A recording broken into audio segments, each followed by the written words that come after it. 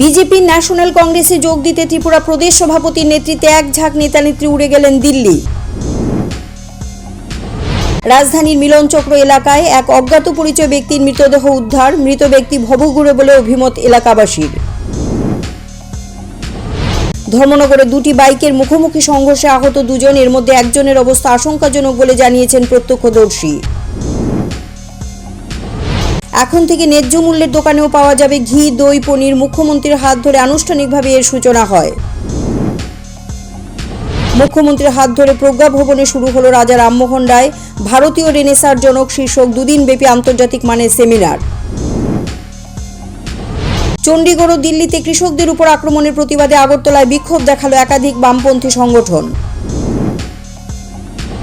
সাংবাদিক সম্মেলন করে প্রধানমন্ত্রী নরেন্দ্র মোদী এবং কেন্দ্রীয় সরকারকে তোপ দাগলেন প্রদেশ কংগ্রেস মুখপাত্র প্রদীপ চক্রবর্তী।